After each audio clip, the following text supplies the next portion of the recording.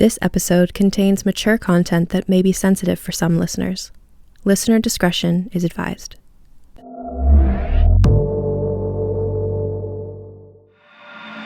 Realm presents Tales Beyond Time, Episode 29. Hello, fellow travelers. This is Tales Beyond Time, presented by Realm. I'm your host, Marco Palmieri, here to take you on another journey into the extraordinary. This week, we have a nuanced and delightfully unusual tale from rising horror author Zin E. Rocklyn, who has contributed stories to 2 Bram Stoker Award-nominated anthologies. Zin's When a Kaiju Falls in Love was originally published in the Outland Entertainment anthology Kaiju Rising 2, Reign of Monsters, and is narrated for Realm by Keylor Leigh. And I don't think it's going out on a limb to say it's probably not what you're expecting. In a time of civil unrest, a teenage girl's neighborhood kaiju could change everything. Gentle listeners, please enjoy When a Kaiju Falls in Love. Black Lives Matter. Say her name. Black Lives Matter. Say their name. Gertie snorted and shifted her weight from one swollen foot to the other, while arching her back to pop that sweet spot just above her dimples. The position was getting harder to keep the older she got, but this window was her newscast night after night, the program running for the last 63 years. She'd watched this neighborhood be built up by black and brown hands, only for it to be systemically dismantled by invisible pale ones. Still, they tried, including her parents, and later on, her. But nothing changed. Nothing. Until more than a few bad loans gutted out the souls of some pre-war brownstones, leaving them vulnerable to the claws of predatory real estate and new money. A few people held on tight, those lucky enough to breed generations of money knowledge, of legacy wealth, no matter how little it may have been. But the neighborhood was changing yet again, turning over a whiter shade of pale and victimhood. More of that pale in the form of soft-handed fists stabbed the air. Black Lives Matter! Say his name! What's the matter, Grammy? Mad you can't be down there? Nettie asked from her perch in the next window over. She'd been a little smarter, having dragged a chair to the spot.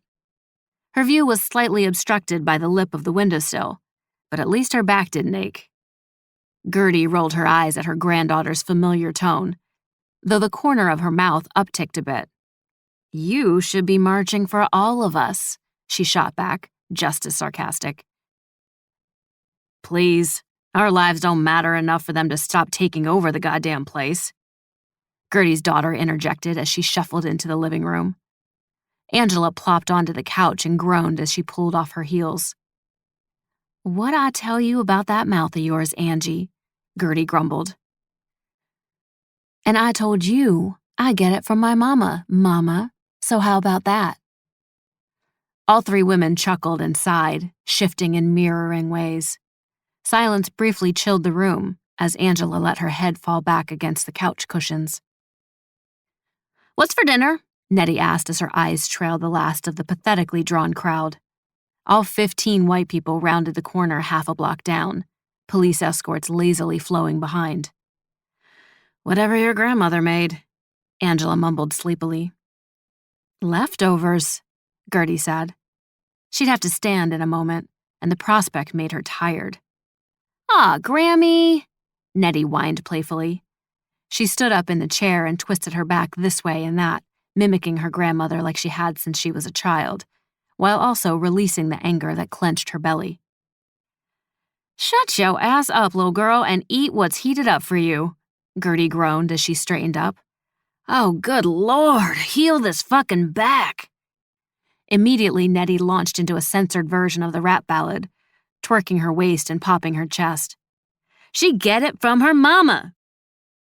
Being the only one to get the reference, Angela busted out laughing, now wide awake with hunger and love.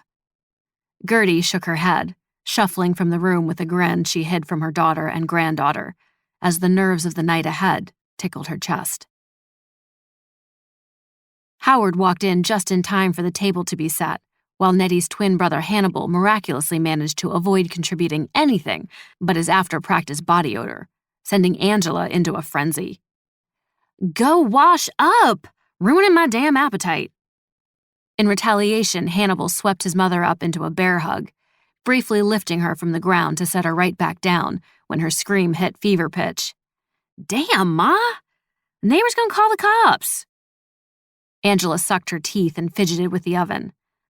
"Please, this building ain't that white yet." They waited until Hannibal exited the shower before dishing the food, and by the time they sat down to eat, Hannibal was joining them along with his cell phone. Put that damn thing away," Angela muttered in between bites of baked chicken. "I was just checking for funeral arrangements," Hannibal explained, though he did darken the screen and plant the device face down towards the middle of the table. Nettie shifted, her eyes on her plate as the middle prongs of her fork toyed with her food. "You okay, Natilda?" Howard asked, his deep voice softened by genuine concern. Nettie winced at her full name being spoken. Her nickname eased the sting a bit, but she still hated the old sound of either of the monikers she was given. "Yes, Daddy," she said, her eyes not meeting his. She knew the moment she did look at her father, her resolve would crumble. "Did y'all know her well?" Gertie asked. Nettie automatically sighed, her fears being realized, although she was sure both of her responses hadn't helped the possibility of avoiding the subject. "Nah," Hannibal answered for her. "She dropped out like a year ago when she got pregnant." Nettie lifted a shoulder. "I had a class with her in 6th grade. She paused, pushing her green beans to one side of the plate. She was a bitch. "Nettie! Natilda Denise Anderson!" Whoop. "Natilda, you don't speak ill of the dead, baby," Gertie said with a sigh. "And you damn sure don't talk like that at the dinner table," Angela added. "I'm sorry, but she was," Nettie whined. "I'm not saying she deserved to die or anything." "Especially like that," Hannibal said, shaking his head. 32 bullets. 3 alone to the dome. Like she was some kind of beast. Stillness rushed the room as everyone nervously scraped at their plates, eyes glued to food that now tasted like cardboard. The butterflies Nettie had been fostering were now taking full flight, obliterating the appetite for the courtesy bites she'd been taking.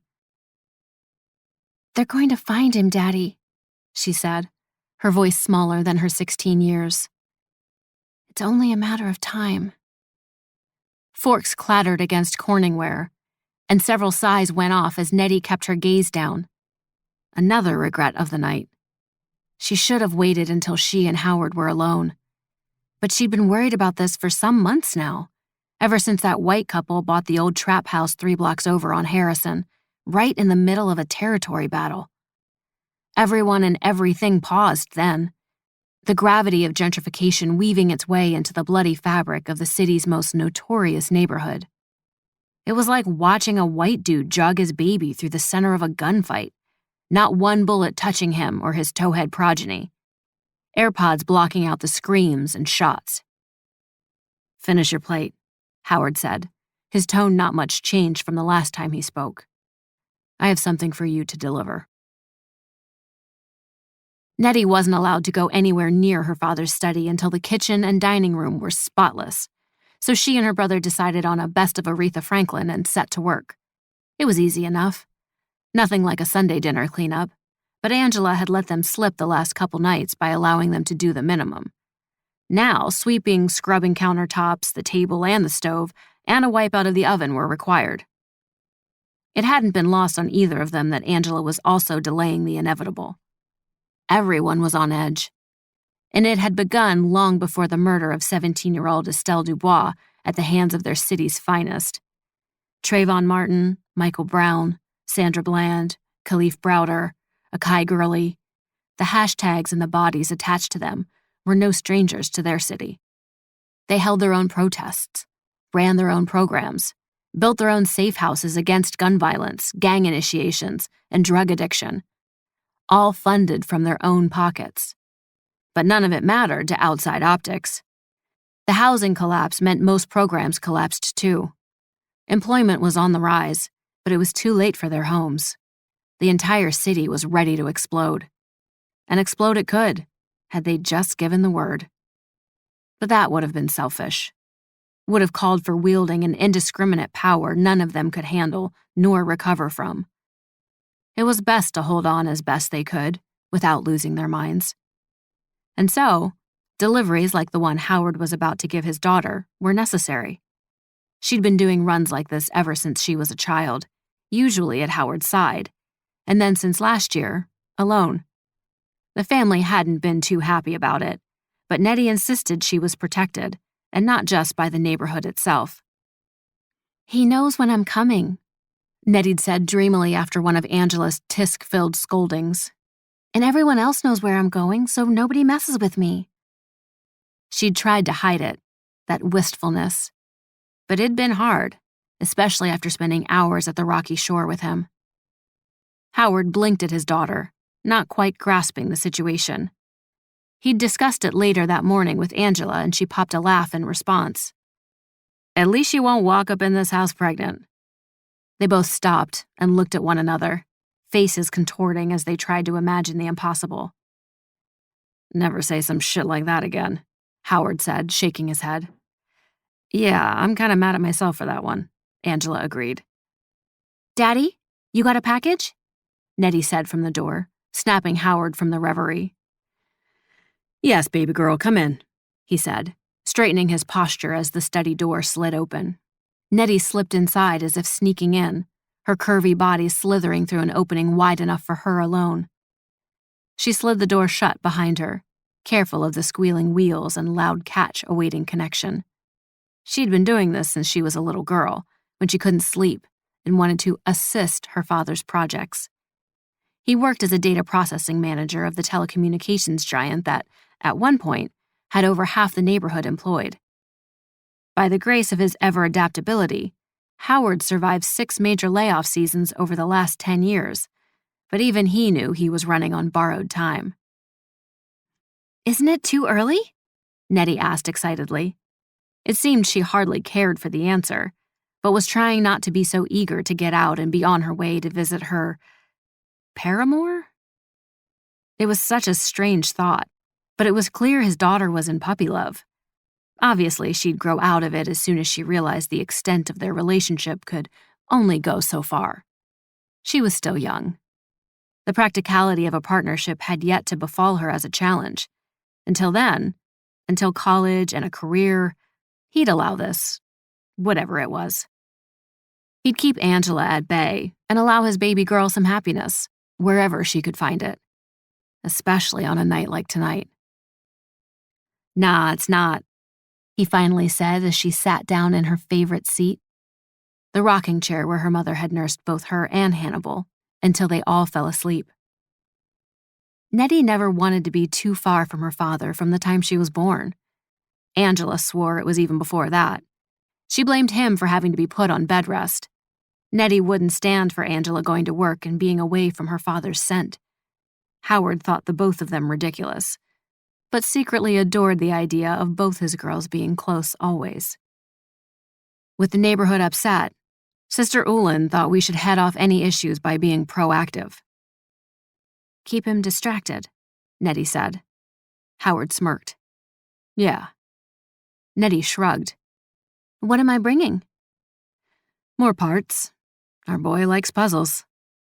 Nettie grinned. "Yeah, he does." Howard tilted his head as his daughter gazed at nothing, her eyes glossy and her smile serene. "What do y'all do when you're there, Nettie?" Nettie's head snapped up then, her body going rigid as she stared wide-eyed at her father. I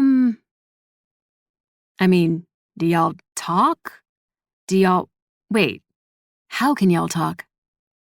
Her smile was small, accidental, but warm. "Well, remember how I was obsessed with radio waves, sonar responses, shit like that?" Howard narrowed his eyes and Nettie shrugged. "Sorry. But yeah, I mean, we started out with Morse code." Gramps would be proud. Another shy smile. The stained mahogany of her skin flushing red. I hope so. Well, yeah, so one night I was tinkering around and came up with a device that combines... And this is where Howard lost his daughter. Antiquated communications had been the foundation to his career, but with quickly advancing technology, he was bound to forget the details and nuances of the old. Zoning out unnecessary information had become his specialty since becoming a father. And that's that, Nettie announced proudly. A twinge of guilt made Howard wince. She was obviously sure her efforts would make him proud, and proud he was, but heaven forbid she ask him for advice.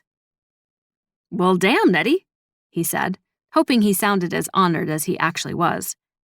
Then y'all will have a field day with this old junk. They're cleaning out Gibson's place. Nettie shifted, and Howard struggled to move on for a moment. Jedediah Gibson had been a relic on their block, the example of refusing to be strong-armed out of his brownstone. But they'd all known one day he'd be gone, and having no living relatives, the house would be sold out of their hands. Howard cleared his throat. You know he was in the Korean War? Nettie smiled softly. Yeah, Dad. We talked about it sometimes. Howard nodded. Of course they did. Nettie had a knack for getting along with even the most cantankerous of elders. They adored her, or at the very least, grunted a little softer at her when she passed by with her friends. Well, did he show you this? Nettie tried not to run. She really did. But two factors kept her pace just above cool, calm, collected. The equipment she carried and her destination. She waved off a few friends, dodged more hugs, and cut off several starts to long conversations she couldn't pretend to be interested in. That was, until Snow spotted her. Hey girl, where are you rushing to? He called from his perch against the 6-month-old BMW. He was due for an upgrade in about another 2. The nickname wasn't from his alleged occupation, but a joke at birth about his partial albinism, which turned into affection as he grew older. Nettie rolled her eyes and kept her pace, but turned and said, You know where I'm going, don't play dumb. Several of his boys, their friends, cracked up laughing, exaggerating the impact of her comeback. Nettie snorted and shook her head, her mission renewed as she sidestepped a small group of Snow's employees. They all nodded her way, and she nodded back with a small smile, throwing the youngest of the set a wink. Damn, Tilly, you in a rush? Snow said, suddenly appearing at her side. Snow was one of the few people to call her Tilly, a slight upgrade from the Tilda he used to throw her way back in 7th grade.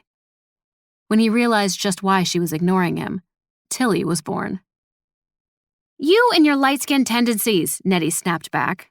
Always gotta know where I'm going. All up in my face. She palmed her own face, twisting her neck. Chill out, Drake, and let me live. All right, you had jokes tonight, Snow said, keeping pace. It was easy, being 6'4" against her 5'9" stride. Where your twin at? In his skin, Nettie said with a snort. What do you want, Snow? She stopped walking so suddenly, Snow progressed another 6 feet before realizing. When he turned to her, her pointer finger was an inch from his eye. You better not be talking to him about pushing shit, you hear me? Snow put up his hands in mock surrender. Nah, nothing like that, Ma. Just wanted to confirm if y'all going to the protest. That's it. She narrowed her gaze at him, deciding whether she should scold him again for calling her Ma. She hated that term, until he had been their compromise for it. But it was clear she was making him nervous, so she backed off. Yeah, we'll be there, she said softly, turning on her heel and resuming her walk towards the bay. Snow fell in step beside her. He liked to think he was keeping her safe this way. Even sometimes had her call him if she felt nervous walking back. She rarely did. You see that whack-ass Chad and Becky march earlier? Snow busted out laughing. Yeah, we all did. Whack as fuck, man. They always gotta take over. Don't never think about talking to us first. 'Cause they don't actually think about us? Nettie mumbled back. True. They walked another 3 blocks in comfortable silence, each of them briefly greeting associates along the way. Half a block from the abandoned lot that would take Nettie to her meeting place, Snow slowed down, nervously eyeing the shoreline. Nettie smirked as she turned to him. "You scared?" "Shut up, Tilly," Snow grumbled, still not looking at her. "That motherfucker eyed me kinda hard last time." "You were kinda rowdy last time," Nettie said, fidgeting as they stood. "His hearing is sensitive." She really wanted to sprint the last 1,000 feet to the rocky shoreline, though it wouldn't be necessary. He wasn't there yet. "Look, I know you can't stand it when I get all up in your face, but call me when y'all are done, no matter what time," Snow said quickly, his eyes darting everywhere around them. "These white people are making me nervous."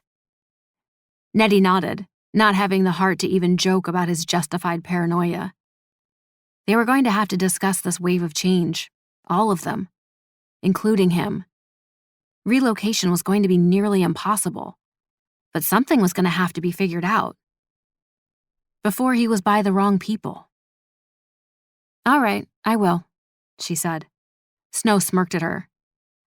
"Do you even have your phone?" Nettie patted her pockets, then the small tote bag at her side. A faint glow lit up one corner of the canvas, and Snow chortled. "Yeah, I got it." "Surprised with your old ass. That shit'll flip?" "Fuck you, Snow," Nettie said through a chuckle of her own. "Aight, stay up, Tilly," he said, sobering again, and beginning his walk backwards. "I'ma watch you till he gets here." Behind them, the rustle of a wave larger than most disturbed the darkness. Nettie smirked. "I'll see you later, Snow." Snow nodded his acknowledgement, his pale cheeks rosying before he turned away, practically jogging back towards home. They were called communicators. Each family had one, and the responsibility skipped from block to block within the 3-mile radius with each new generation. No one really knew how far back it had gone, but it was a duty most willingly accepted. Hannibal was supposed to be the next, but while introductions had been tossed around at a safe distance from the shore, little Natilda had waddled her way towards the funny-looking mound, making all those bubbles in the water. "And look at this!" Nettie exclaimed excitedly as she pulled out another long male-to-male cord, thickly braided with bungee line. "I haven't seen this in years!" The night sky was crystal clear. City lights polluted the darkness, but the gutted factories surrounding them provided enough privacy and enough cover to dim the amber radiance of his gaze. Most of his body stayed below waterline, only the rough surface of his elongated head, the serpentine eyes, and the gaping abyss of his nostrils graced the air. Nettie guessed him to be lying on his belly at that point, not unlike his evolutionary cousins with short arms, keeping him in place. The freighter truck-sized talons on his toes would be dug deep into the bedrock under the city, his tail stretching like an incomplete bridge to the mainland they were just outside of, about 6 miles away. He was small for his kind, and still young. The elders predicted he'd hit puberty in another 10 years, and a growth spurt with it. The Bay wouldn't be able to hold him then. The hope was he'd transform then, lay eggs and leave, like his kind do. They'd take care of feeding and caring for the next hatchling, more than likely just the one of 3 eggs to survive, much like he himself. It wasn't known what happened to them when they left, whether they met up, or if they just swam out into the vast ocean until the darkest trench claimed them. It was fun, to a point, to speculate, but no one ever investigated. They just did what they had to and moved on. Nothing like this had ever happened before. The threat of occupiers who didn't know, who didn't care to know. The new world that held no beliefs in anything but themselves and their moment. A human falling in love with one of them. And most certainly not the sentiments being returned. "I've got some good parts for the thing I built. We should come up with a name for it," Nettie mumbled as she picked through. She avoided looking at him. Had been since sitting down after her initial greeting of a small headbutt to his massive philtrum. A burst of thick, wet air hit her like a foghorn, and she fell back, her crossed legs flailing as she clawed at rocks for purchase. The fuck, Wani? I just washed my hair 3 days ago. You know how hard it is to get Grammy to braid my shit, and here you go fucking it up with your hot-ass breath. She continued mumbling as she wrung out the frizzing strands of natural hair. Ignoring the scraping of her voice against his sensitive ears, he snorted again, this time completely soaking her from head to foot in viscous fluids. Her kaiju had snot rocketed on her. Nettie squealed, stomping her frustration and disgust from foot to foot in a jittery dance. Fucking gross, Wani! He raised up, threatening to do it again until she glared at him, pointing a finger. Don't you fucking dare! His second lid blinked wetly at her as he settled back into the water. He eased backwards, giving her room as she continued to eye him. He then nodded, sending harder waves to the shore, lapping them at her sneakered feet. She softened. I can't swim with you tonight. It's too cold. He snorted within the water, creating bubbles before lifting and spraying enough to rinse her jeans. She squealed again, shivers settling in next. Keep it up, and I'll have to head home early. He stopped then, pulling back further and settling deeper in the water, until only the very tops of his eyes could be seen. Oh, God, Grammy's gonna kill me, she groaned, swiping at her box braids. It wasn't as bad as she thought, but bad enough that she'd have to rinse her hair, more than likely drying it out. Fuck it. I'll say I needed a trim. Take it all down and have Katora do it for me. She knew he wasn't really listening at this point, but she needed to keep talking about idle things, tiny things that hardly mattered. Not when it felt like her entire city was threatening to explode. He neared her again, soft and silent, until his short snout was brushing rocks aside to nudge her. The nudge was just short of a punch to her middle, and she collapsed onto him, arms spread for an awkward hug. The roughness of his skin never bothered her. She often found it fascinating, the scales that sometimes harbored barnacles and plankton, and even rarer, whole fish. The neighborhood's changing, Wani, she mumbled against him. She was getting colder the longer she embraced his snout. All these white people are moving in, not the kind that help, the kind that yell that they do, but still colonize, the kind who are scared. She sighed and shivered. When does the self-fulfilling prophecy stop and inevitability begin? Ma'am, are you okay? Are you hurt? The flash of an LED light startled the both of them, and Nettie drew away, her next instinct to fan herself out in front of him hardly effectual, but she did it anyway. His massive head still flanked her, and the low growl emanating around her body solidified the spotlight. Oh my God, what is that? Oh my God! The scream that followed came from neither of them, but sent them both scattering for their respective habitats. Humph. White people don't know how to blend in nowhere. They always gotta take over. Then got the nerve to be mad when shit gets as bland as they are. Nettie and Gertie were standing in front of the new chic restaurant, the one that boasted fake bullet holes and a 40-ounce bottle of cheap champagne served in a paper bag for an exorbitant amount of money. The soft opening resulted in terrible reviews of the food and overall atmosphere. Still, people flocked. At least the newer residents did. Those of the old neighborhood curled their lips in disgust and enacted weekly protests. Girl, where is your head at? Nettie started, her whole body jolting as she turned around, frantically looking for her grandmother who had been at her side seconds ago. She spotted her a good 50 feet away, already at the corner. Sorry, Grammy. She hurried towards her, the light changing in their favor. What's wrong with you? Gertie asked softly. Been acting real strange all morning. And I saw that Blizzard boy in front of the house late last night. He better not have been dropping you off. Nettie smirked. His name is Snow, Grammy, and he was just making sure I was safe. Why? Something happened? Nettie's face fell as they walked into the dollar store. She could feel new eyes on her, questioning eyes. Or it may have been her fresh paranoia. Did it? I noticed your hair's a damn mess. I ain't tugging at them naps for you, girl, Gertie warned.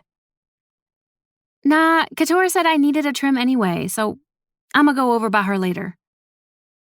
Gertie stopped short, narrowing her gaze at Nettie. Natilda Denise, you better tell me what happened last night, and you better not lie to me again, acting like I ain't combed through not even a week ago to feel them ends smoother than warm butter. Nettie immediately began to fidget, her eyes stinging and throat tightening. I think I fucked up, Grammy, she said through a strained breath. Gertie suppressed the urge to cup her granddaughter's chubby cheek, her stance hardening. Tell me. They saw us, she sputtered. Last night, he was out of the water, head kinda high, and they saw. They who? Nettie's shoulders fell, but she held back the smartass response. Them, Grammy. Ayo, Tilly! Tilly! Both women turned to see Katora rushing towards them, her nephew on her wide hip, dark skin flushed. Mad cops is down by the bay. Somebody said they looking for your boy. Some white lady lost her fucking mind talking about some big-ass alligator or some shit. Y'all might need to step back for a while. Katora took a breath, then said, Hey, Miss Gertrude, how you doing? Humph. Now I ain't so damn sure how I'm doing, Gertie said. They say anything else? They looking for anybody? Katora shook her head. Not that I heard, just an alligator. Okay, thank you, young lady. Y'all okay? How your sister doing? Katora shook her head, her chin dimpling for a moment. Within the next, she shook it off and straightened her back. She aight. They treating her okay. Good, good. You writing her? It gets lonely in there. Don't forget to write her. I am, Miss Gertrude. Promise. Okay, good. Be on now and tell your mother to stop by some damn time. She owe me her auntie's pound cake recipe. Katora giggled. Yes, ma'am. It wasn't until after Katora left that Nettie took a shaky breath. Oh, shit, Grammy. Calm down, girl. You ain't do a damn thing wrong, Gertie said. It was bound to happen. Now, come on. We need to talk to your father, see what we gotta do. Lay low. That was it. It was all they could do. They couldn't draw attention to themselves or to the bay. The bay that was dragged for 12 hours the first day and patrolled since then. No communication, so Howard had Nettie strategically disassemble a communication device, ensuring no transmission could occur, but allowing her fast reassembly when the coast was clear. So, stay low. Nettie visited once, maybe twice a week normally. But something about being forbidden from him, especially at such a crucial time. It was excruciating. On the third day, they were to attend the funeral of Estelle Dubois, the procession of which would double as an official Black Lives Matter march. Permits were approved with hours left, but the neighborhood was ready. While Nettie's assessment at the dinner table had been uncouth, it wasn't entirely inaccurate. Estelle had a fresh mouth with a sharp tongue and loose eyeballs to top it off. She rubbed plenty the wrong way, but none of that truly mattered. The neighborhood let her be, and she kept mostly to herself and her core family, which had expanded to her baby girl in recent months. She was mostly quiet when she wasn't bothered. Some speculated more was going on with her, maybe depression or some other mental illness. But, in the end, none of it mattered. It started with an accusation and ended with an immediate execution. She wore the cloak of societal guilt before even opening her smart-ass mouth that day in Manny's bodega on the corner of Cambridge and Vine. Her skin. And now her daughter would be raised without her mother, in a fog of grief she herself would never quite understand. Ayo, you sure you all right? Hannibal asked as he stepped into his sister's room. Nettie jumped within her skin, but nodded immediately. Nervous? Hannibal poked. Again, Nettie nodded, her top teeth worrying her bottom lip. She, Gertie, and Howard kept the situation amongst themselves. Though neither were as close as Nettie, Gertie and Howard knew Angela and Hannibal would never quite understand the bond between a communicator and their kaiju. Go ahead, she whispered. She cleared her throat, smoothed her hands over her black skinny jeans. Before running out of the door, she would slip on a black hoodie with the Black Lives Matter logo on the front, Estelle's hashtagged name on the back. Her brother would mirror her in dress as well, just like the projected hundreds of protesters who were to join them. "I'll be right down." Her voice was a bit stronger, although it still shook. Hannibal stared at her a moment longer, expression open and searching. They had the bond most twins did, but lately they'd been growing apart. Neither questioned it when they undoubtedly had each other's backs. Still, Hannibal worried for his little sister by 4 minutes. "Aight," he said. "Don't take too long. Ma's already being extra." Nettie rolled her eyes and Hannibal snorted a laugh. "I'm sure. Just tell her I have my period or some shit." Hannibal scrunched up his face. "Way too much info." "Goodbye, Hannibal," Nettie insisted. Hannibal waved her off and skipped down the hallway, the front door to the apartment slamming closed behind him. Nettie wanted to go after him, but she stood in front of her window, an arm wrapped around her middle as she tried to will her dread away. But it had taken root in the center of her chest, constricting her breathing, setting her face ablaze. She sat down on her bed and tucked her legs up, hugging her knees to her chin. "It's okay. It'll blow over in a few days. People will move on if they haven't already," she chanted to herself, much like she had for the last 3 days. The dread only grew. "Fuck it." She stood up in one swift movement, her toe knocking into something as she rummaged through her closet for her black leather Timberlands. Frowning, she knelt down and pulled out the hunk of metal. Her radio. The very first one she'd created to talk to him, her Wani, before she understood that he heard her, always. He'd indulged her, though, allowed her to communicate this way, so he could respond in kind. They barely needed devices now, since she saw him so often. Used to see him so often. The once or twice a week were the official times. There had been others, like after school in winter, since the sun set so early, or during the summer when curfews were lax and her friends knew she was safe. She saw her Wani as often as she could. So this was torture. Relief and panic flooded her at once as she scrambled to her desk. The muscle memory fell into place as she reconnected the wiring and adjusted the headset. One message. That's all. Just to let him know she was okay, that this would be over soon, and she'd be back.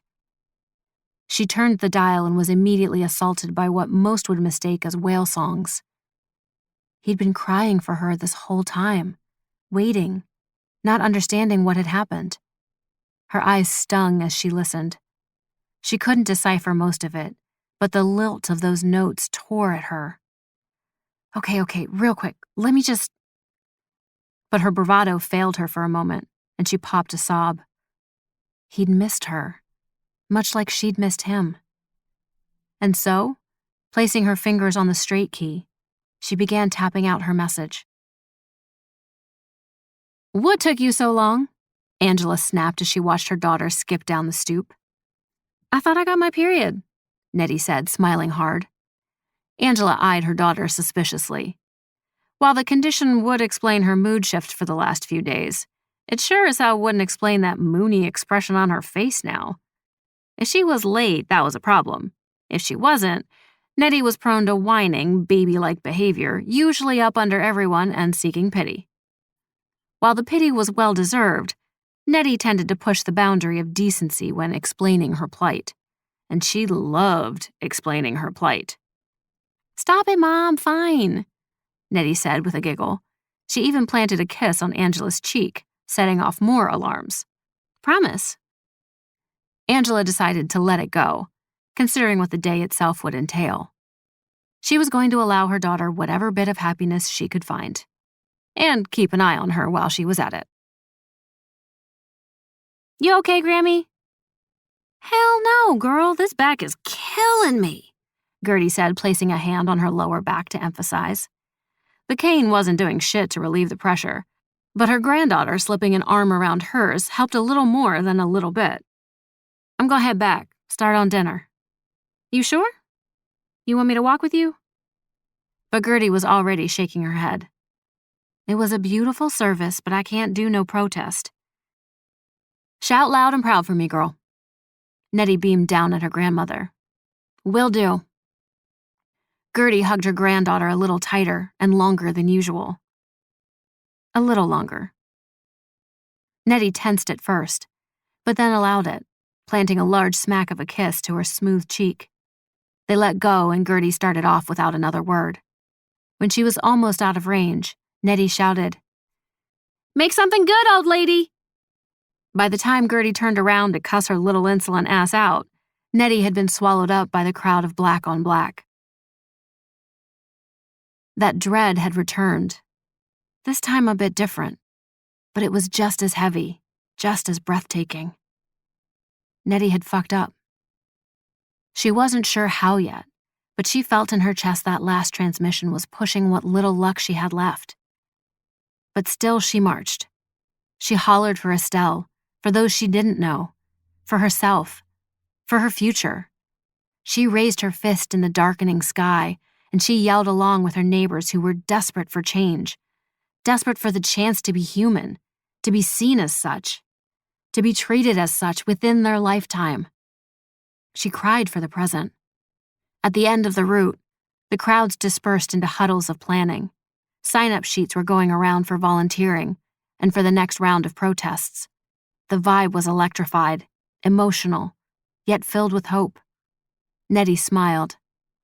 Until she saw Snow running straight for her, his pale face flushed with exertion. And stained. The closer he got, the more she recognized the dark smears as soot. They'd heard sirens nearly an hour ago, but they kept going, pushing forward. Nettie wished she'd gone back. She wished she'd walked with Gertie, had insisted to stay with her.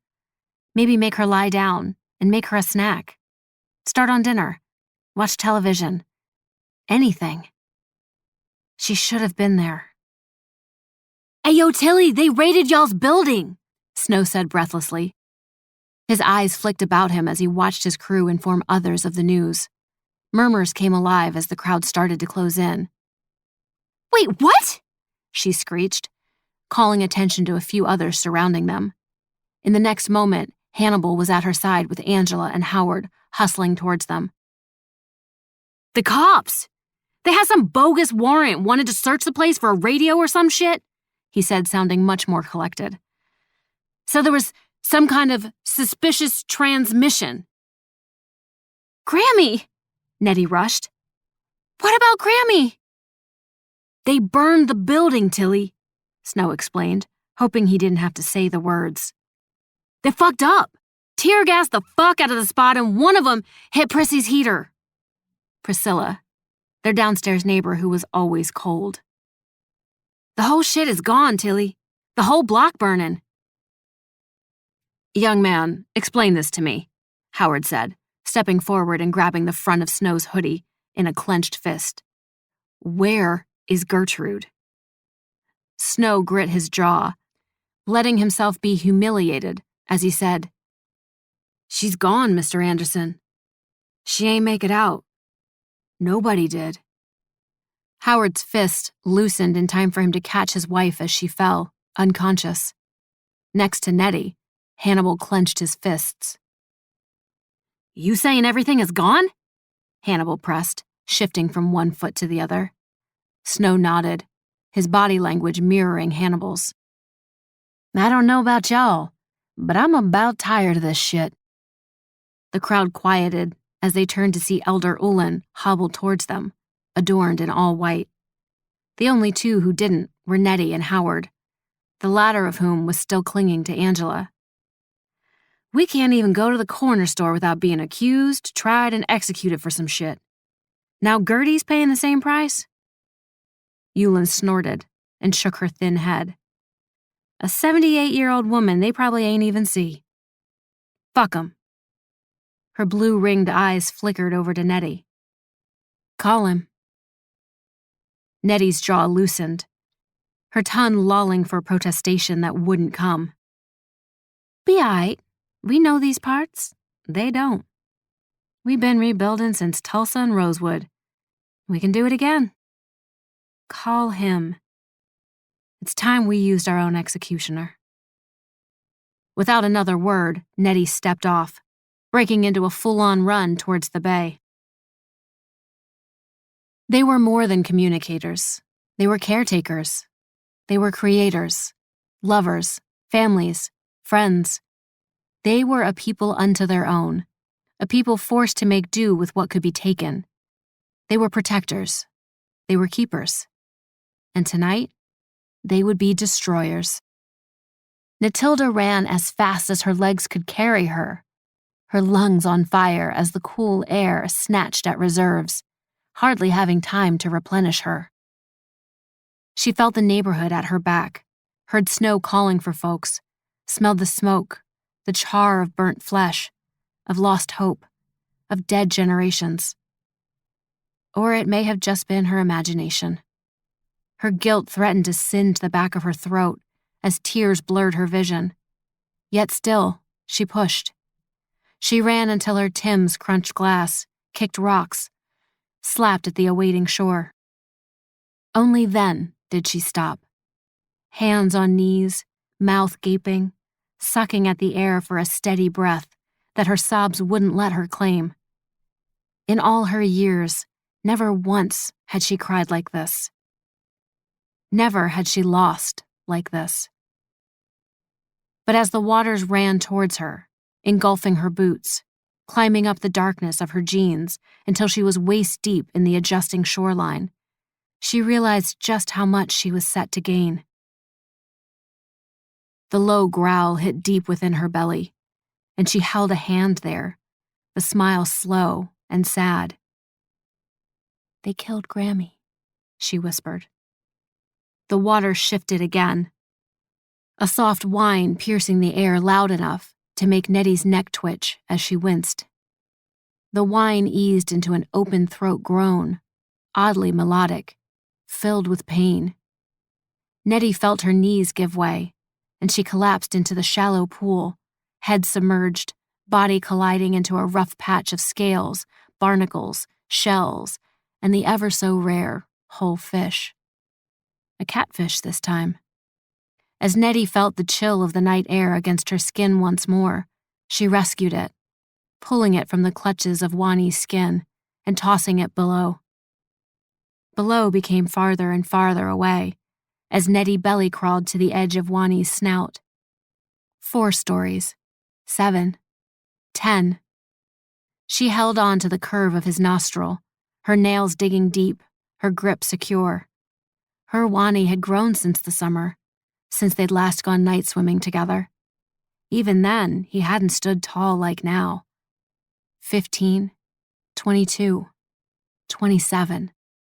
Still they climbed, as if in slow motion, the air singing around her as wind hit his scales and other detritus.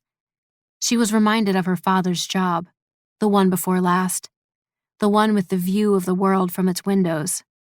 She'd felt on top of it all then, had gaped at how tiny the people and all their problems had become. She thought of her Wani. Is this what he thought of them? Insignificant in their fickle struggles, inconsequential to anything outside of their moments. 33, 34. Their ascent slowed. A moment later, Nettie could hear the distant rhythmic thud of a helicopter. No? Several helicopters coming their way. The music of her lullabies as a child. The big bad monsters coming to tear apart another home. Except this time, Nettie was the monster. Wani was the monster. And they were ready to tear it all down. Wani stiffened and popped one short squawk. Immediately, Nettie scrambled backwards, carefully gripping his skin before scraping forward, until she was set against the top of his skull. Her hands were cut up and bleeding, making her hold slippery. But she tried her damnedest to hold on as Wani stepped forward, one arm swiping at the clouds above them and colliding with 2 of the 3 helicopters. There were no explosions like the movies, just the ear-scraping sound of crunched metal, the stink of exhaust and gasoline, the faint cries of 4 men falling to the dark waters below. Wani swung around, his other arm smacking the last of the first fleet into the watery oblivion. Wani stepped forward for the first time since he'd hatched and swam to shore. Since the first time he'd met Nettie. Nettie liked to think he'd fallen for the city, much like he'd fallen for her, but she knew that couldn't be true. Their tradition revolved around his secrecy. What kind of life was one lived in the shadows, alone and without the warmth of family, of your own kind? Nothing could have prepared her for the movement. Nettie crouched as Wani stepped again, his left foot grinding the empty buildings that had shielded him into dust. Sure, she had ridden on his head during those forbidden swims, deep under the night sky, but they'd just crest the surface as she held on, cackling with glee as he glided along. This was unsteady and unpredictable as his weight shifted, compensated for the deliberate destruction of a neighborhood that had held her people captive for generations. A neighborhood they'd turned into a home, a neighborhood being stolen from them, brownstone by brownstone, block by block. And now they were taking it back, if only by leaving rubble in their wake. Wani was careful, concentrating on makeshift blockades, kicking objects with lights flashing so bright the slit of his pupils tightened into a blade of black. He let out another squawk, and Nettie lay flat, face down into the sea smell of his flesh, as he swooped down, laying waste to Manny's bodega, Estelle's apartment building, and 3 of Snow's cars. Everyone who mattered were well on their way by then, carrying only what they had in their hands, much like their pilgrimage generations before them. They would settle. They would be fine, just as Elder Ulin said. Wani just made sure they were never truly forgotten. The city's artillery was no match for Wani's evolution. His hide ate the impact of AR-15s, brushed off cannon-projected tear gas and flashbangs. He ignored it all, did what he was taught with care, with consideration, though they deserved none. By the time emergency state marshals moved in, Wani was heading back to shore, his back to the destruction. It was then they struck, hitting him square between the shoulders with a missile meant for buildings. It hit him like a punch, and he dove forward, shocking both himself and Nettie. Nettie felt his surface give way, her arms and legs flailing for purchase, her breath stolen. Wani wailed after her, his eyes widened in panic as his maw opened wide. Nettie wanted to protest, wanted to give him a sharp no, but choice was stolen from her as she headed straight for the abyss of Wani's throat. The thick blackness closed around her, and still she fell, the stench of rotted fish and aged salt making her gag. She landed with a thud against the spiked roughness of his tongue. The sea of buds grasped at her, bulbs the size of the lampposts in her neighborhood, swaying and splitting as she slid further and further into darkness. Finally, she grabbed at a fatter bud, her body swinging round it as her momentum continued. She was lathered in spit, but she had no time to be disgusted. The sounds of the sea crashed around her, small buckets of it splashing towards her, washing over her. Pressure began to build in her head, her ears muffling too fast for any bit of swallowing to make a difference. A sharp pain jabbed both of them, and she could hear again, the agony nearly unbearable. She screamed, and the world halted, if only for a second, the pressure in her head easing. A mournful whimper vibrated around her, and she nestled deeper into the buds, taking hold of the root of the one she clutched. There, she felt warm, comforted, held. Nettie passed out. When she awoke, there were people standing above her, smiles on their painted faces and long spears in their fists. One extended a hand, the other, a bowl of water. Nettie took both, and then promptly passed out again. The next time she opened her eyes, she was lying in a hammock, swaying gently with the evening breeze. It was warm wherever she was, tropical, if she dared assume. By the look of the bay, she was not wrong.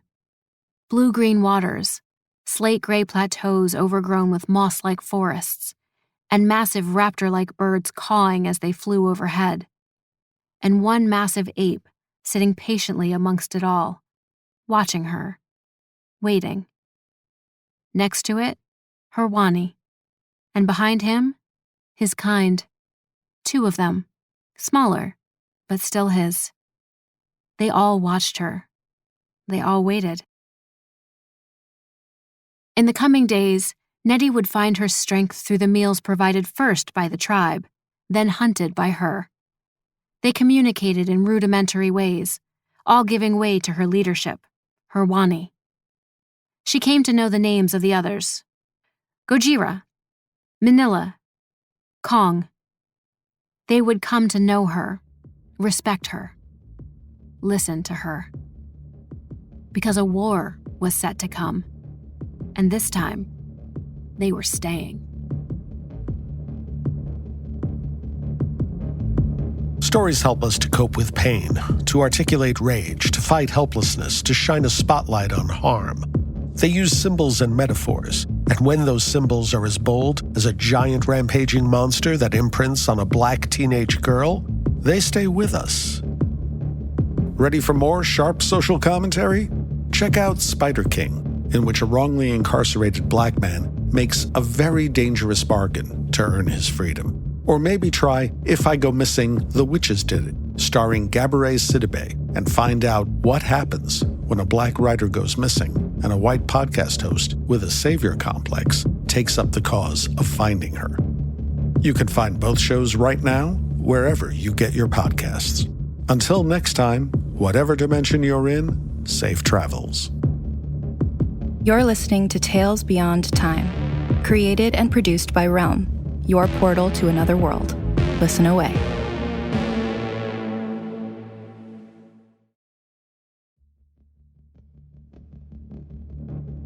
Tales Beyond Time, Episode 29, features When a Kaiju Falls in Love, written by Zin E. Rocklyn.